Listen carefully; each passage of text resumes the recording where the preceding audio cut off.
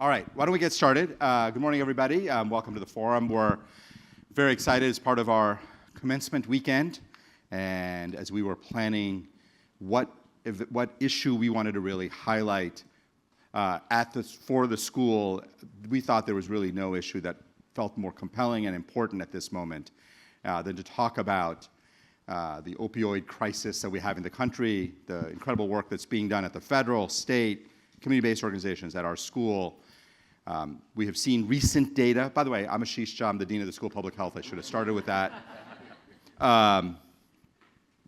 So we have seen recent data that for the first time, maybe, the number of deaths from overdoses has peaked or maybe even started declining. And we'll talk about whether that's a real phenomenon or just a temporary pause. Obviously, we all hope it's a real phenomenon. But the issues here are very complicated. There are, and from a policy point of view, there are federal issues, there are state issues, there are changing demographics of who is dying from overdoses. It looks different now than it did just 5 years ago. And there are real policy solutions that people are trying, certainly here in Rhode Island, but elsewhere as well. So we have a fantastic panel to cover all of that. And I'm going to ask each of them to introduce themselves and the organization they're a part of. And after that, I have a whole bunch of questions that I'm going to ask, and then we will turn it over to the audience and see what questions you all have. So let me start off first with Tom, and then we'll just go down this way, just quick intros, and then we'll get going. Well, thank you, Dr. Jha, and good morning, everybody. How's everybody doing this morning? Beautiful day out. It's graduation weekend here. Yeah. Congratulations to all the graduates, to their families and loved ones, and the faculty and staff who made all this happen and made it possible. It's an honor for me to be back at Brown University, where I've been many times, either as a participant like you in these seats, or working here for a short time at the Addiction Technology Transfer Center. My name's Tom Coderre. I'm the Principal Deputy Assistant Secretary at SAMHSA, which is the Substance Abuse and Mental Health Services Administration. We're one of the 11 operational divisions of the U.S. Department of Health and Human Services. You guys probably know about the CDC and the FDA and NIH, but you may not be as familiar with us. So it's good to be able to be here and talk a little bit about our agency this morning. But just as importantly, I am a person in long-term recovery, which for me means I haven't used alcohol or drugs since May 15th of 2003. And I've been able to build a better life, not just for myself, but for my family, and ultimately my entire community. I'm a former state senator from Rhode Island here. I served in the state senate for 8 years. I went through my own battle with alcohol and other drugs. When I got into recovery in 2003, I decided I wanted to marry my newfound love of recovery with my old love of public policy and politics. And so I had opportunities to work locally here in an organization called RICARES, Rhode Island Communities for Addiction Recovery Efforts. I then went to Washington to work in the national recovery community. There's a national organization called Faces and Voices of Recovery, where we put a face and voice on recovery. We help educate the public and policymakers about discriminatory public policies that are preventing people from finding and sustaining their recovery. And we also deliver peer support services, so that we help people stay in recovery. Then I came back to Rhode Island. I worked for the Senate President here, Teresa Paiva-Weed. I worked in the governor's office, and then I got asked to go back to Washington to work at SAMHSA, first as a senior advisor. I was chief of staff in the agency, and now I'm the principal deputy assistant secretary. At SAMHSA, we are responsible for only the behavioral health of the nation. We're a small little agency with a very, very big charge. But one of our top priorities is preventing substance misuse and overdose. It's part of our strategic plan. It's something we take very, very seriously. We also have a lot of priorities around mental health and workforce development, resilience for children, youth, and families. We also are working very closely in helping the field integrate behavioral health with physical health care, which we believe is one of the panaceas for the problems that we're going through today. And so I hope I get to talk a little bit more about that. I do want to recognize in the audience my dear friend and my colleague, Dr. Ingvild Olsen, who actually went to medical school with Dr. Jha, and she is the director of our Center for Substance Abuse Treatment, so it's great to have you here this morning too, Ingvild. Thanks, Dr. Jha. Awesome. Francesca. Well, geez, now I know I should have done my introduction last because I am flanked by two powerhouses when it comes to this topic. So good morning, everybody. My name is Francesca Beaudoin. I am the academic dean in the School of Public Health, but that is not the hat that I'm wearing when I sit here today. I am a researcher. With most of my work is focused in the space of addiction and opioid use disorders and trying to understand the best ways to treat people who are living with an opioid use disorder, promote recovery, and also understand the policy levers that we can pull to combat this overdose crisis. I'm also a physician. I'm trained as an emergency physician, an ER doc, and so that's really what spurred my interest and work in this area, but now I'm currently practicing addiction medicine when I'm not working with my friend at the end over here in the School of Public Health. I work for Coderre Behavioral Health Care at the first-in-kind mobile addiction treatment unit right here in Rhode Island in Woonsocket. So I work on Friday mornings. I work literally in a van, an RV in Woonsocket, providing care to people living with opioid use disorders, and that helps me stay grounded to this crisis and understand really what's people are living with and dealing with. And then I think also relevant to this, I have family members who have dealt with an opioid use disorder. I had an uncle, my Uncle Joey died of a heroin overdose in 2007. And that is not why I got into this line of work in this space, but it's certainly why I keep doing it, because it is so prevalent and so common. And we're going to talk a little bit more about that today, but definitely a personal driver. And I think all of us on the stage have some component of that today, and that's really important to keep us grounded. But I'm going to pass it over to Dennis because we could keep talking probably all about our personal journeys and stories, but there's lots to talk about today. Dennis. Well, thank you. Again, good morning, everybody. Thank you for joining us here. It's my pleasure and honor to be on the stage with people who are so distinguished and doing such important work. My name is Dennis Baylor. I am the Overdose Program Director, Overdose Prevention Program Director at a community-based organization called Project Weber Renew. I'm also going to be the co-director of the nation's first overdose prevention center, otherwise known as a safe consumption site, which will be opening here right on the Rhode Island Hospital campus, probably in fall of 2024. I am a person in long-term recovery. The organization that I work for, Project Weber Renew, is the state's largest harm reduction organization. That means that it's our absolute pleasure, honor, and duty to serve the individuals in our state who struggle with substance use disorder. We do as much for the community as we can. Our staff, the majority of our staff are peers. We all have lived experience with incarceration, homelessness, going through the mental health, behavioral health systems in our state.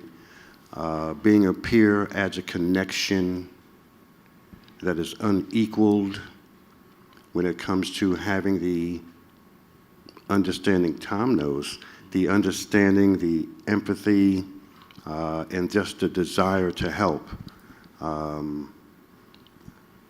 That'll be enough about me for right now, I guess. I'll probably add some more stuff later, but let's go ahead and see if we can get into the program here. Great. Thank you. And so I have a bunch of questions, and I could ask each question to everybody, but I'm going to start by naming one person, and then maybe other people, if they want to chime in, can, but otherwise we'll just get through more stuff. So Tom, I'm going to just ask, at a very high level, at a national level, do you think we've peaked at overdose deaths? Do you think the latest data from CDC, do you look at that and think, do you breathe a little sigh of relief? I mean, we're still at over 100,000 deaths. It's still an astronomically high number. No one's celebrating. Or do you worry that this is a temporary pause? What's your best guess? Well, I certainly hope so, of course. This crisis has been devastating to our country, to states, to communities, even right here in Providence, where we've lost way too many of our neighbors. I've done 2 eulogies at 2 of my friends' funerals to say goodbye to them after drug overdose, and so I certainly hope so. 1 year's of data, as you know, as a doc and a researcher, is not enough to claim victory, and I don't think any of us should be doing that. We did see, as you mentioned, a small decrease, 3% decrease last year. It's the first time we've seen a decrease since 2018, so that's important to note. Here in Rhode Island, I think the decrease was 7%. There is some, there's some, what we're doing is working. There's some evidence of that now, and so I think this remains an all hands on deck moment for us. I think we can't take our feet off the gas. We don't control all the levers in this crisis, and I think that's something that's not lost on me. We're public health folks on this stage primarily, and we can certainly do a lot on the demand side of the equation, but I worry about the supply side of the equation, which we don't have control over, and we're seeing even more of a poisonous drug supply than we've ever seen before. The efforts that we made previously when we saw dips was because the drug supply weakened, and so are we seeing that at the same time? Is there a correlation? I don't think we know that yet, and I'm worried from a public health perspective that we still are seeing way too many of our friends and our neighbors who don't want to or can't access the kind of help that they need for this. We at SAMHSA have an overdose prevention strategy. At HHS, we also have a strategy that includes 4 pillars. Rhode Island has a similar strategy. We need to be focused on primary prevention, harm reduction, evidence-based treatments, and recovery support. And if we're not funding and implementing the entire continuum, we're not going to see the kinds of decreases that we saw. I'm hopeful that that will continue to happen, and I'm grateful for everyone who's doing this work and has made this moment possible so that we got to see these decreases. And I'm going to continue to work as hard as I can to make sure that they continue to go in that direction. Great. So maybe a glimmer of hope in what's still a really important set of challenges. Dennis, next question to you, because we and I were talking about this just before the event. One of the things, if we take 2018's first time we're seeing maybe a pause, maybe a little decline. One of the things that is not such good news since 2018 is we've seen a shift in the demographic of who is dying. And certainly in the last couple of years, we've seen the proportion of African Americans and Latinos at much higher numbers. I think in 2018, nationally, it was about 13% of overdose deaths were for blacks. Now it's up to 20% nationally. What do you think is going on to explain the change in, let's just stay with the racial composition. There are other changes in gender and age, but let's just stay with people of color, African Americans, Latinos. What do you think explains the fact that those people from those communities are dying at higher numbers than just 5 years ago? Of course, there are multiple factors. One of the leading factors, I think, of course, is the contaminated drug supply. For many years, we saw the opioid deaths occurring in our communities that were primarily injection users, which happened to be our fellow white folks. I get tongue-tied speaking about race. Race is a tough conversation. It really is. And it's uncomfortable. But unless we can work through that discomfort, we're not going to get the results that we want. But anyways, so the majority of the deaths, opioid deaths, were with people who were injection users, primarily the white community. And as a result, the Black and Latino community basically said, oh, I don't use those drugs, so I don't need to learn about Narcan. I don't need to learn about other harm reduction practices that can keep me safe, because I don't use opioids. Well, fentanyl has now, of course, it's now contaminating all the stimulants like powder cocaine, crack cocaine, methamphetamine, and so our minority community just isn't getting the message about what they need to do to be safe. Also, of course, the minority community feels disenchanted with the system because the systems aren't built for minorities. I was once at a conference in New Hampshire, and a gentleman said to me, he said, when it comes to black and brown people dying of overdose, it's very easy to say that the system is broken, right? Well, let me tell you, 86% utilization of treatment, detox, recovery services, 86% utilization is from white, cis males. The system is working just as it was designed to work. The systems weren't set up to accommodate people who didn't see people look like themselves in these organizations. You know, we're disenchanted with our public services because, again, we feel so. We feel the racism. Racism exists. It existed from way back, long time ago, and there's a carryover. We're breaking through, but a lot of our older black and Hispanic people, they don't trust the system. They don't want to be involved. There's just a disconnect that we're trying to fix. We're trying to heal that disconnect. I happen to be the co-chair of something called the Racial Equity Working Group, which is part of our Governor's Overdose Prevention Task Force. And in the Racial Equity Working Group, one of our main goals is to ensure that the marketing gets to the people who need it the most, the people who are dying the most.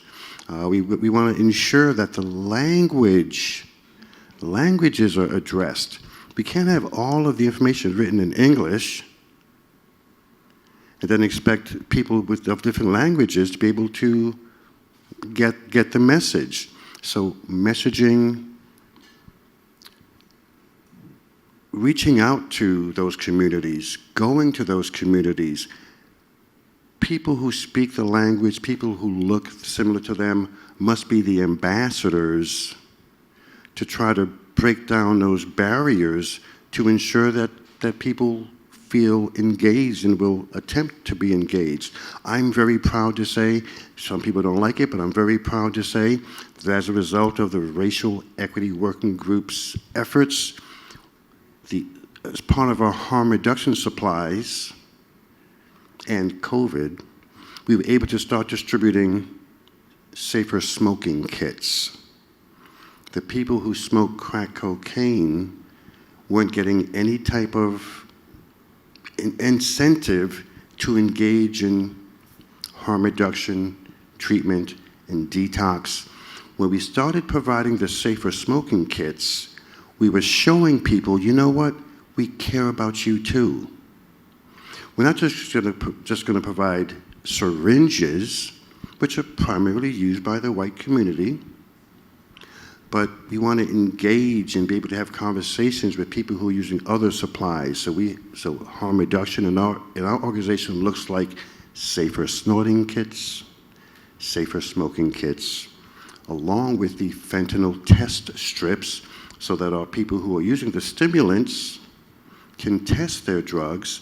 We're distributing a heck of a lot of Narcan.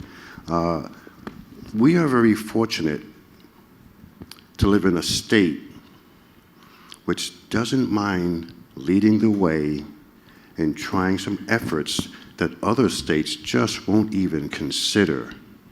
There are so many states where you can't get clean syringes, you can't even get Narcan, which is proven to save lives.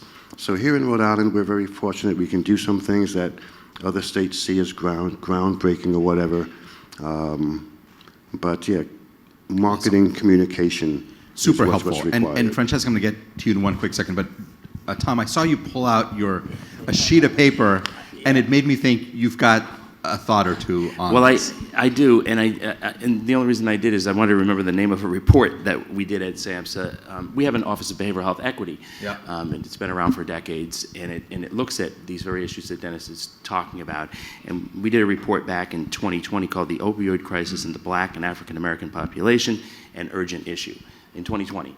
Kind of raising some of these questions is talking about the challenges and then also talking about strategies to address them. So please, if you're looking for any of that, please check that out. But I couldn't agree more with Dennis about the long-standing inequities and the social determinants of health that these communities have faced. And the current situation is getting worse. The economic situation is getting worse, and the economy is tied directly to people using substances. We know that. Great. All right, Francesca. Can I actually make a comment? You can make any comment you want. Is that okay? Because I have a question, Before- but you go comment first, and then I'll ask a question. Yeah, because I love this topic. Yeah. I think very relevant is also to think about where treatment and healthcare is located. And actually one of our colleagues at the School of Public Health, Will Goodell, published a nice paper looking at the location of access to medications for opioid use disorder. So medications for opioid use disorder, there's 3 of them, I think of kind of the 2 mainstays, methadone and buprenorphine Suboxone, which many of you in the room may be familiar with at this point in time. These are life-saving, evidence-based, life-saving.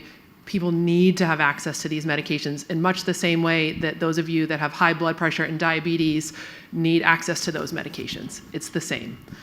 If we look at where access to those medications are, it's not uniform across the country. And in fact, and I'll just even take a step back and paint a picture of how you might access one of those medications. So I mentioned that I work at Coderre, which is a local opioid treatment program. That is a program that dispenses methadone. Methadone is very highly regulated by the government. It's maybe one of the only medications that you might need to go every day to get your medication dispensed or dosed to you. If you have an opioid use disorder and you start on methadone, you're going to need to go to a special clinic. And in the beginning, you have to go there every day. They're usually open early, 5:30 in the morning to 11 in the morning, maybe. And if you miss a day, you've gone a day without life-saving medication. The largest of our facilities, our clinics in Rhode Island, is in Providence. It's on Huntington Ave. Some of you may have driven by it. It's next to a junkyard, next to a train track, next to the highway. And it's in an older building, and it's there for a reason, because it's really hard to have methadone clinics on the east side of Providence or in a residential community, maybe not elsewhere. And now imagine that you have to go get your blood pressure medication. You have to stand in line every day. Everybody knows why you're there. You have to stand in line to get your medication. And when I think of the incredible barriers that the patients I take care of have to face every day, now let's take Suboxone on the other side. Suboxone is medication you get with your prescription from your primary care doctor. You can pick it up in the comfort and discretion of your pharmacy. Now, where do you think more places that you can get Suboxone are? Predominantly white, more affluent communities, opioid treatment programs, methadone, communities of color. But then if you even look at geographically where those are, there's still not enough of them. And wide parts of the country, particularly rural areas, have no access to medications whatsoever. And medications are a mainstay of treatment. It's part, as Tom was talking about, part of a big picture umbrella of how do we help people, harm reduction, promoting recovery, but far less than half of people who need these medications actually take them or have access to them. And so huge, huge, huge problem. Methadone is a whole nother topic. I don't know if you want to go there, but there are like regulations and new legislation coming down the pipeline. So lots of relevant policies. This is like very, very hot topic right now. All right, thank you. Can I say something Yeah, about that, please. Only because... By the way, this is where I lose control of the panel. No, and not it's a at good all. thing. I'm kidding. Please.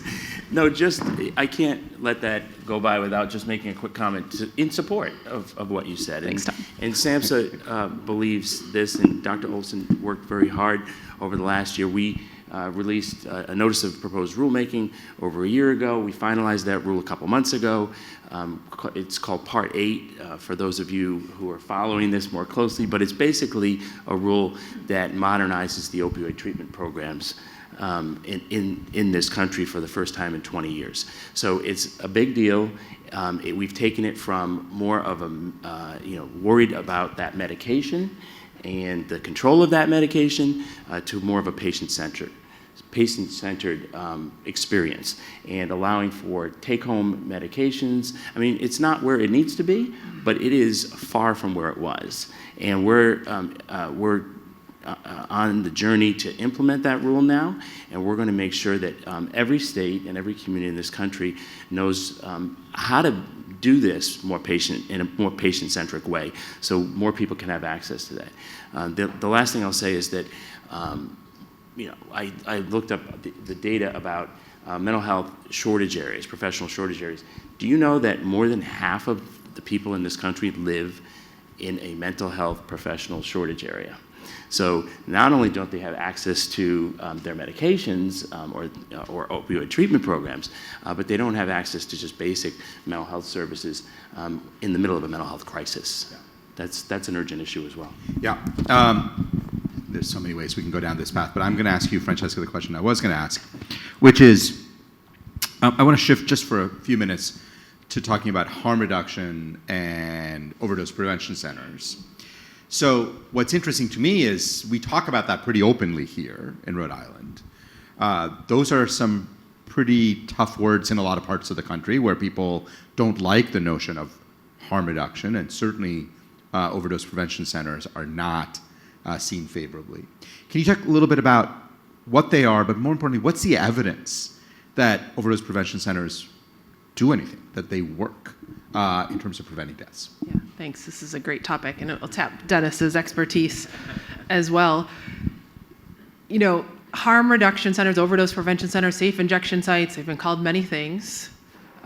We definitely have, I would say, a more progressive way of thinking about them in the Northeast of New York and Rhode Island.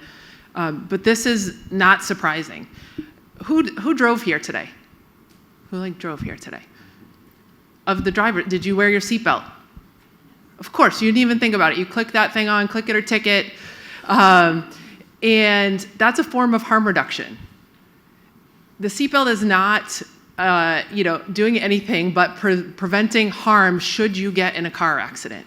And I'm a child of the 80s when seatbelt use was first, coming in. And I remember arguing with my grandmother at the time, no, Nana, you got to put your seatbelt on. She's like, no, I'm gonna get more hurt in the crash if I wear my seatbelt. And we know now, right, that that's just not true. And I think seatbelts are a very innocuous thing, and there's lots of ways that seatbelts are different from overdose prevention centers, but there's lots of ways that they're the same. And particularly just the way that as a community and as a society, we need to warm up to an idea and get on board with the evidence. And there is very, very good evidence, emerging evidence here because it's new, but in other parts of the world, Vancouver, Europe, overdose prevention centers, even safe supply, have all been shown to reduce harm. We like saying a lot, you can't help someone in recovery if they're dead. And just like that seatbelt, overdose prevention centers are about saving lives. If somebody has an overdoses, opioid overdoses are 100% treatable if intervened on when they're happening. But if nobody's around and nobody sees, you cannot help that person. An overdose prevention center is a place where people just have some guardrails on and somebody's around. In addition, it allows us to build some infrastructure and build in other supports. So it's not just about a place to use drugs. And maybe I'll pass it over to Dennis, and you can maybe talk a little bit more about what we're thinking when we envision what does an OPC actually look like. Yeah, so of course that's the biggest point is the fact that an overdose prevention center does what the title implies. People are using drugs in our state. They're using drugs in the mall parking lot, using drugs in gas stations, using drugs at the McDonald's and the Dunkin' Donuts restroom. They're using drugs in graveyards, using drugs behind dumpsters, using drugs on some people's front steps or back steps. Drugs are being used. There's no denying that. We all know that. Those deaths that occur for those individuals who find themselves alone behind a dumpster off of Broad Street, off of Cranston Street, here on the east side, they need not die alone. There's nothing sadder to me, nothing that's more sad than to think of a person dying behind a dumpster alone because they had no place else to use. Homelessness is a big deal.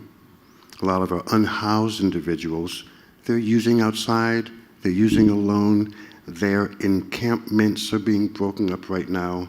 That's something else that Project Webber Renew advocates for, is not to destroy the encampments because that's a community that looks out for one another.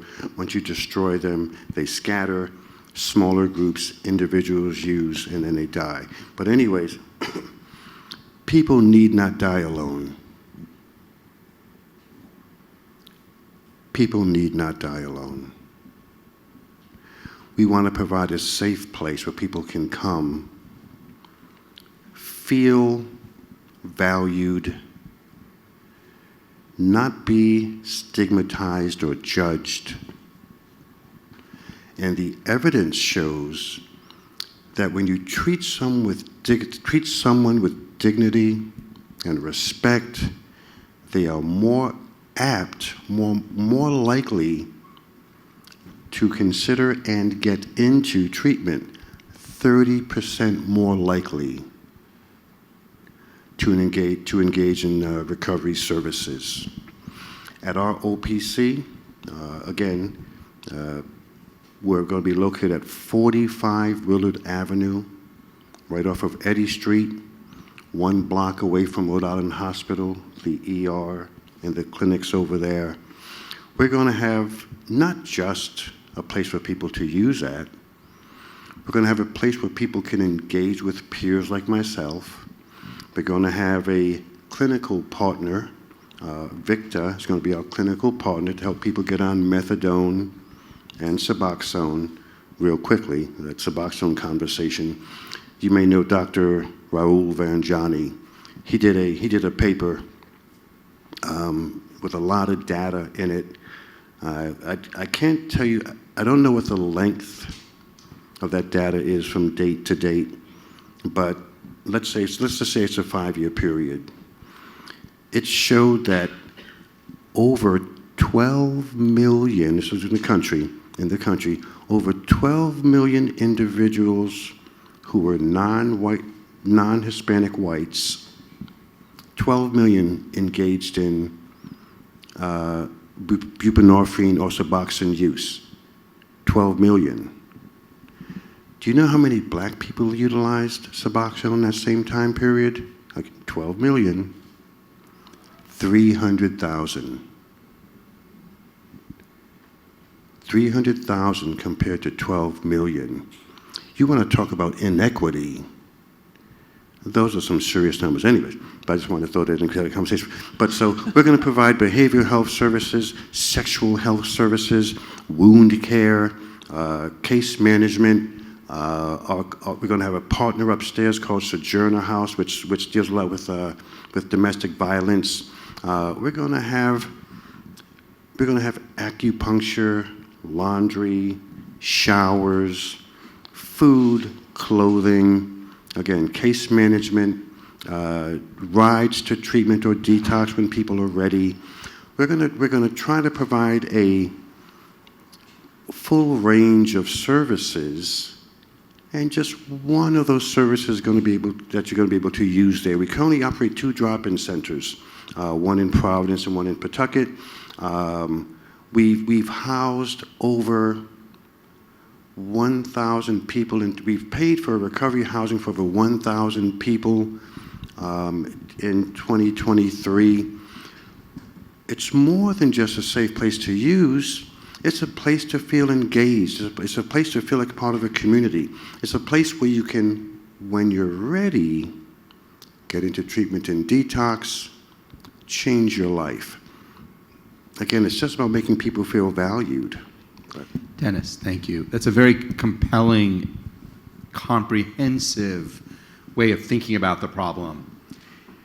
I'm going to put on my skeptical hat, and I'm going to turn to Francesca first, and then I'm going to go to Tom to ask about how you think about it from a national policy point of view.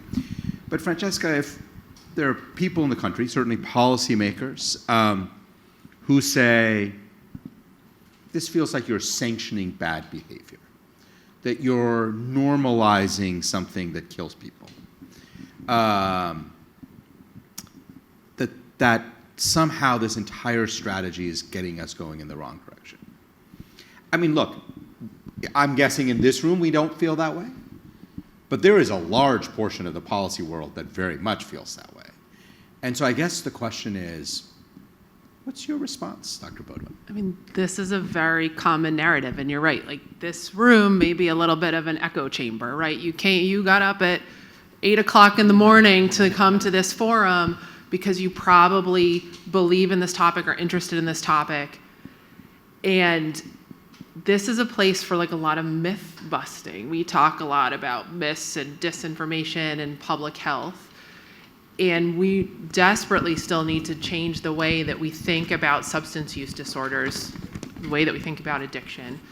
And many times I try and put it for people under the lens of a chronic health framework, just like we would think. I already mentioned diabetes and hypertension. And so it is antiquated. I realize I'm not going to gain a lot of love by telling you have outdated, antiquated thinking. But it reflects this view of addiction that just stop.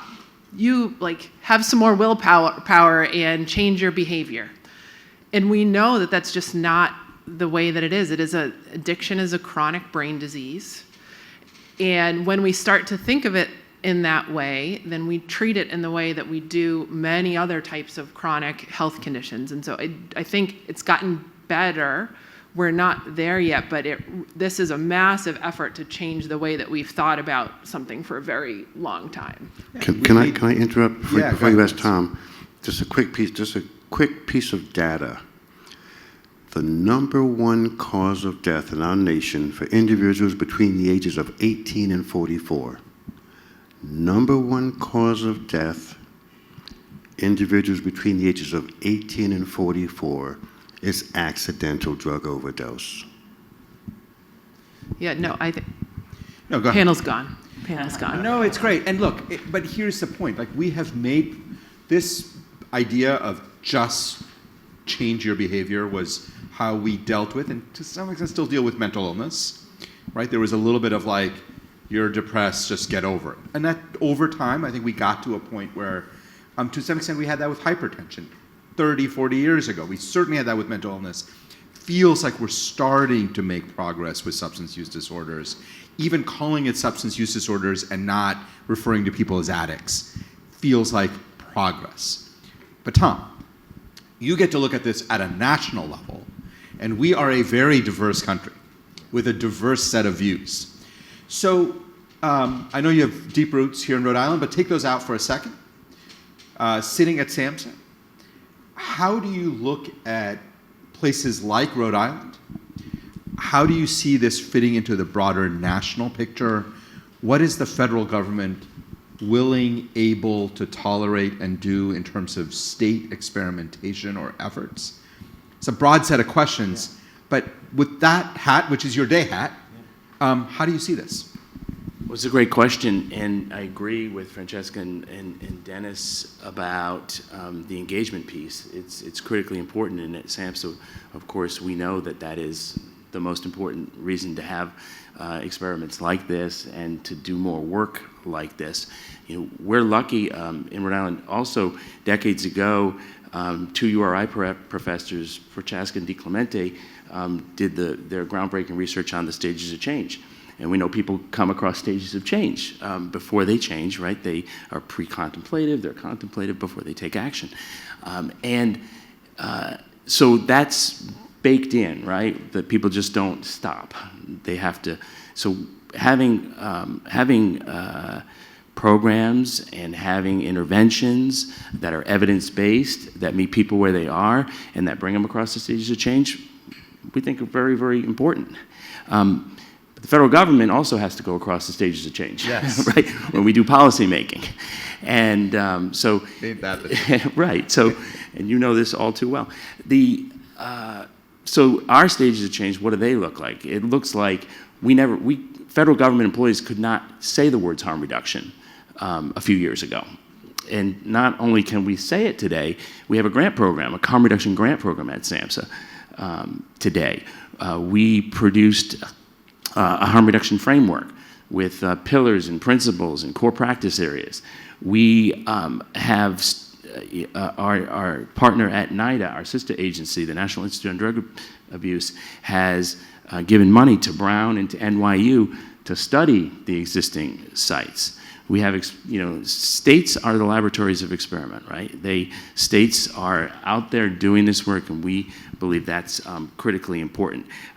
But for us at the federal level, these sites still remain illegal, so we can't fund them. There's a statute, an old statute that's on the books called the Crack House Statute. Many of you probably have heard about it. There's federal legislation. I'm sorry, there's a federal court case involving the facility in Philadelphia that found that the Crack House statute applied to it. And so until we have some type of change in statute at the federal level, we're not going to be able to engage anymore in these kind of things. We can do things, though, like study them. We can do things like support people who are doing this work. We can, through our harm reduction programs, provide some of the necessary technical assistance or supplies or things for parts of the interventions that are happening on the ground. And so that's what we're doing, quite frankly. We're also producing materials. We have recently produced a new version of our overdose prevention toolkit, where we've updated it. It's one of the most popular documents from our SAMHSA store. So we've updated it recently with new information about the changing drug supply, because we know, obviously, that this crisis is different today than it was when that toolkit was first published back in 2016 or whenever. We've updated it several times. So these are the kinds of things the federal government's working on. And just very briefly, and then I'm going to open it up to the audience, any chance that Congress could look at the statute and think about harm reduction in a more comprehensive way, in a way that we would find more evidence-based, or is that just a bridge too far right now? You seriously want me to predict what Congress is going to do? I guess what I'm asking, no, I don't. But I guess the question that I am asking that is serious is, do you think there are advocates inside Congress across the aisle, across both sides of the aisle, who would be willing to potentially take this on? There are, and we would not have received the $50 million in funding for the harm reduction grant program that we received if there weren't. So yes, I mean, I think Congress is interested in this issue. We did see in a very unfortunate situation, Dennis talked about safe smoking supplies recently, where we had there was a little bit of a brouhaha about the federal government's buying crack pipes and they're going to send them to every home in America, just like they did COVID tests. Yeah. And it really set us back in terms of some of the work that we're trying to do in this space. So I think one of the things that we try to look at and try to be cautious about is moving at the pace that is that is with the evidence, right? So where is the evidence taking us? Developing the support in the administration and in Congress for these issues before we move ahead on any of them, because we don't want to be caught in that kind of political firestorm where you have the left and the right fighting over or using these issues as wedge issues politically. All right, I'm going to open up to questions from the audience. I will just say one quick thing, which is, there is a bit of a mental model people have that, like, national policy is people in Washington decide on a new policy and then go implement it. A lot of times national policy happens because states try things, the evidence is overwhelming, and then you build political support from the ground up. So I always think state experimentation is a really important way to do national policy. And in fact, when you think about most of the major social policies of the last 30 years, they almost all started at a state level. So what is happening in Rhode Island is not just good for Rhode Island. It's going to have huge payoffs. And can I say one thing, too? Yeah. Because we do have, that's important. And Rhode Island passed a law. They passed a statute in their legislature so they could become the first state to have a regulated overdose prevention site. There are unsanctioned sites around the country as well. And in New York in particular is the one that gets the most attention. And the folks here and the folks in New York work very closely with the U.S. Attorney's offices in both of those districts to make sure they weren't going to get locked up or arrested when they opened these sites. And so I think that can happen, right? There are avenues where we see that happening, and so that experimentation can take place. Yeah, great. Questions for the, so why don't you just, go ahead. Hello, good morning, everyone. So my question is for Dennis. Dennis, as you know, Rhode Island has moved forward very quickly on harm reduction, but that wasn't always the case. You're an advocate, but I also know you're an organizer. So can you talk about how Rhode Island, what the work Weber and you and other harm reduction advocates did to get Rhode Island to this place? Because as we know, it wasn't always like this. Engagement and conversation. Having open conversations, listening to the pushback, but just engaging with people, talking about lived experience. Again, we're fortunate in Rhode Island because it's so small. There's this small degree of separation between all of us, knowing someone who may have substance use disorder, who may be at risk of dying, or who has already died. So we're fortunate in our state that we're so small. But again, I think just advocating, engaging, not only providing the data, the quantitative data, but also the qualitative. I learned those words working at Weber Renew. Qualitative and quantitative. What? But providing information and engaging. And I don't want to. I can go on and on and on. I did have a point I wanted to say real quick, but I can't remember it, so it might come back to me. It might come back to me. All right, other questions? Why don't we do one right there? And while you're asking, I am going to ask, because we do have like one of the country's leading experts in the audience, Ingvild Olsen, who is a med school classmate of mine. Ingvild, to think about, I mean, we do have lessons on some of these things from other countries who have just taken a very different approach. So I'll let you think about that for a couple of minutes. Let me go to the next question. And then if it's She doesn't even need to think about it. She's visited those. I know. This is not a random question there, Tom. So we'll go to that in a minute, but please. So I'm Robin Oshman. I'm a physician who graduated from medical school at Brown.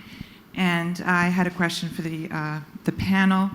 Everyone's talking about people who have already engaged in using opioids and ways to help them.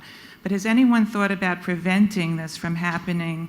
Are there programs that identify people who are more likely to become addicts or have an addiction disease? People in junior high school or high school, and trying to find those people and prevent them from actually starting their addiction? It's a fantastic question. I think there's a lot that's been done on this, but Dennis, quickly, and then we'll go. I'm also, I sit on the a committee, the Opioid Settlement Fund Committee. We've received a lot of money from the opioid settlement dollars. A lot of those dollars are put toward prevention. We have numerous programs in the schools. Prevention is where it has to start. So yes, certainly people are thinking about that. The Governor's Overdose Prevention Task Force not only has a racial equity working group, but has a prevention working group, and a rescue working group, and a treatment working group, and a recovery working group, and a first responders working group.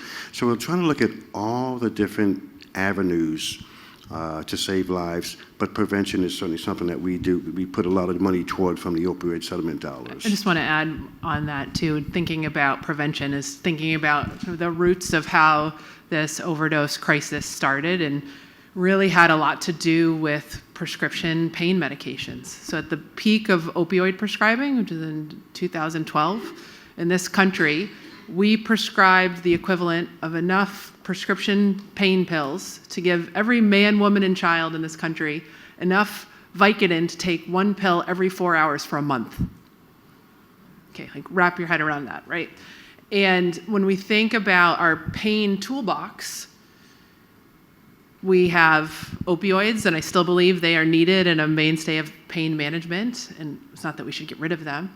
We've got ibuprofen and other non-steroidal anti-inflammatories, Tylenol. We've got some other ones, but not a whole heck of a lot. And so I think there's a whole piece, and I think a lot about kind of, social determinants of health, the pain components, untreated, conditions. Did someone take Vicodin, oxycodone, and all of a sudden they could sleep better? They were less anxious. And so I think there's lots of ways that we can identify the factors that led to that, but we absolutely still need to, that pendulum has been swinging a lot, and thinking about kind of where the roots of this crisis started. I think we have to learn from those lessons as well. I'm going to go to Ingvild, but I will say one other thing that is, I don't know if this is a small, medium, or large deal, but thinking about if to the extent that opioid prescriptions were a major determinant of how people got started, for the first time we're going to have a class of non-opioid pain medicines that are going to be coming online in the next 3 to 6 months. That, again, it's not going to help people who have substance use disorders now. And I can't personally figure out if this is going to make a big difference or a moderate-sized difference in terms of preventing future ones. But it's just something to be aware of. There's a whole new class arriving soon, and hopefully it will be a part of a longer-term solution. You feel like you have a thought on that. Yeah, I do, and I think that the proverbial horse is out of the barn. And so I used to, and I'll speak from anecdote. This isn't, this is my own experience, not data, but I am now encountering patients that, older patients I take care of. How did you tell me about your history of substance use. When did you start using? And it's usually, I got in a car accident, I got some pain pills, or somebody gave me pain pills.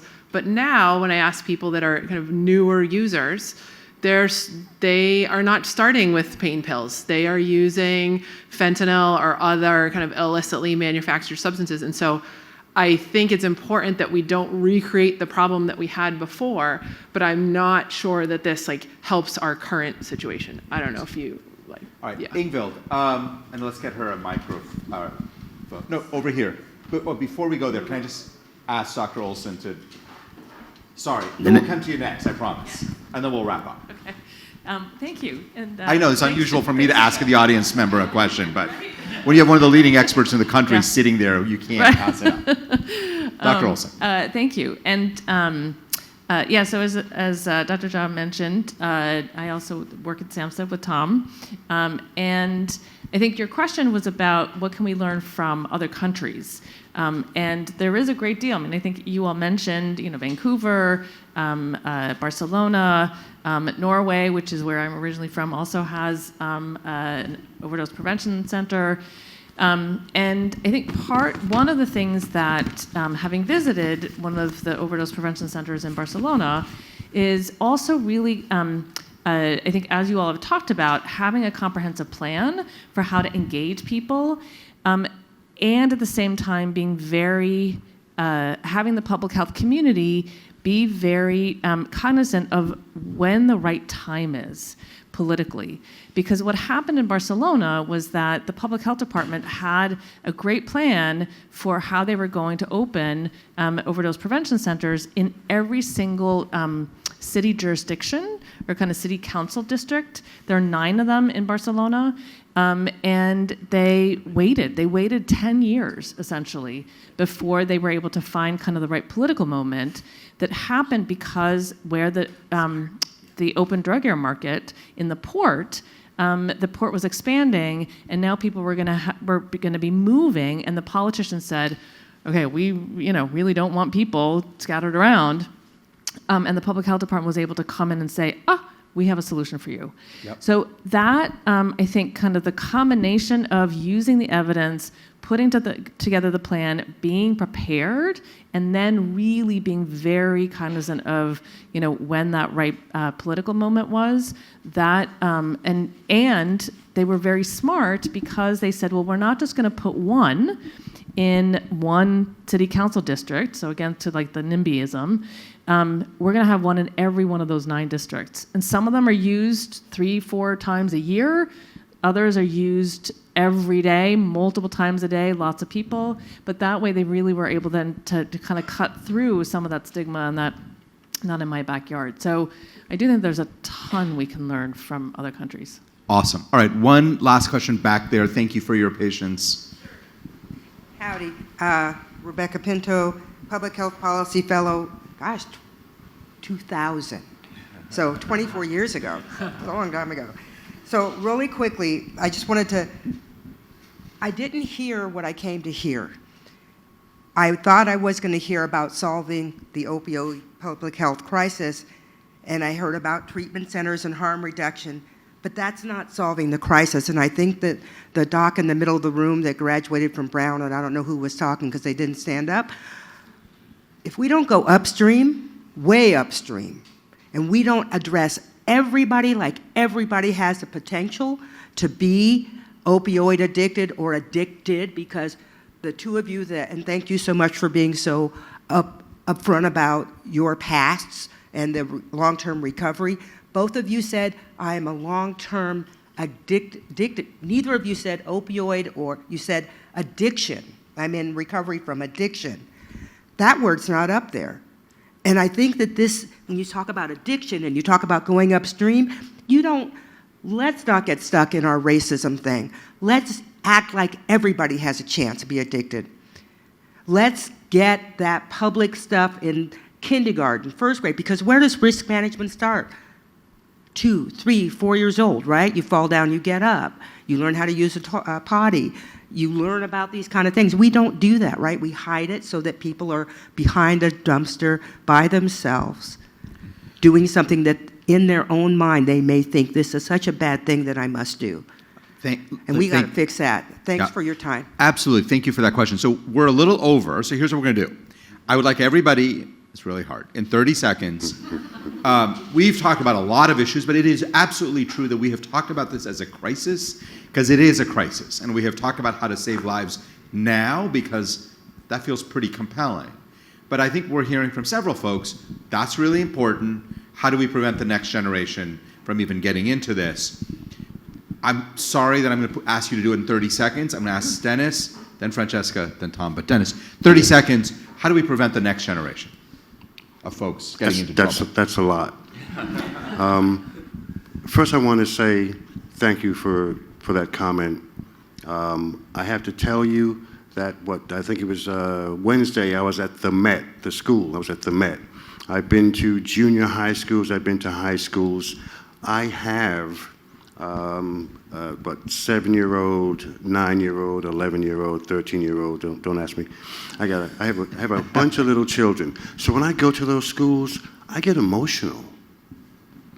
When I talk to those children about using substances, we don't want them to. We don't want them to start.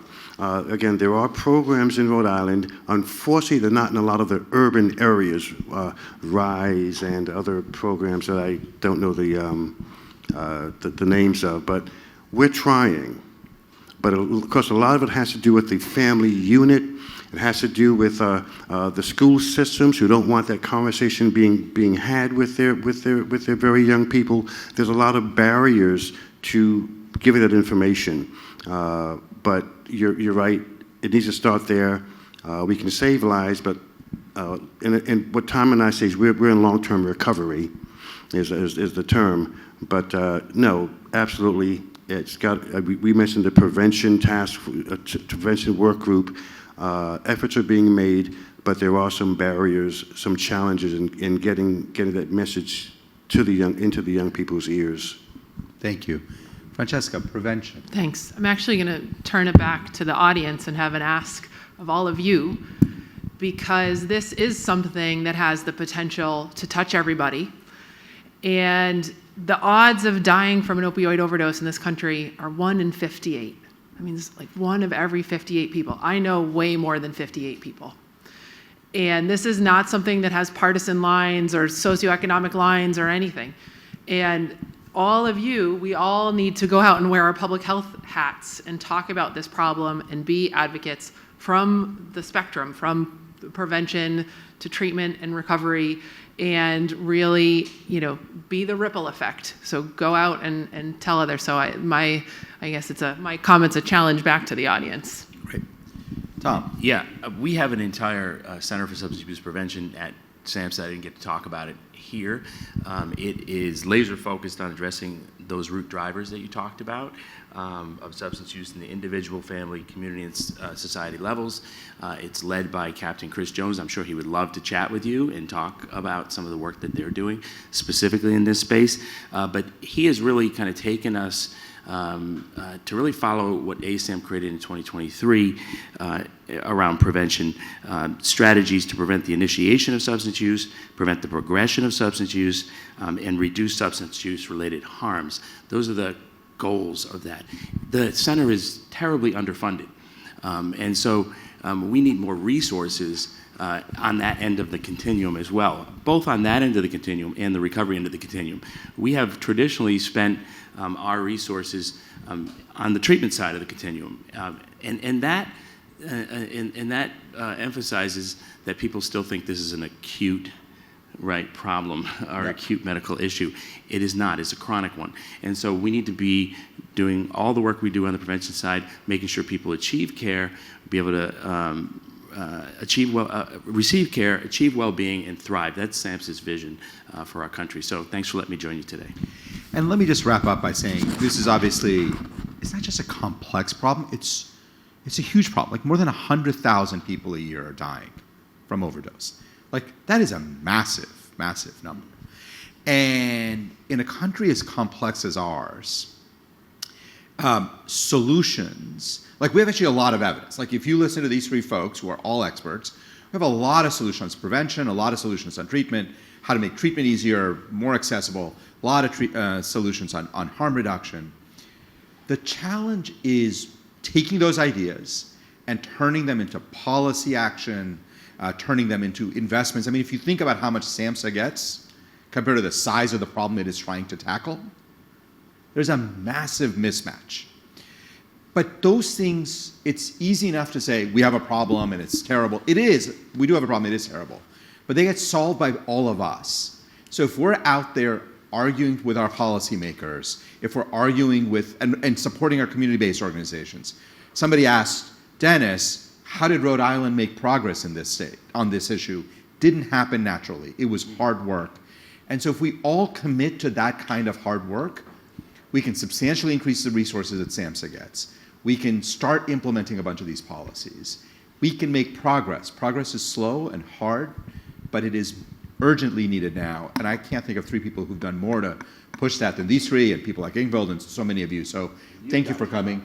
No, just say thank you all for coming. This was a great conversation. And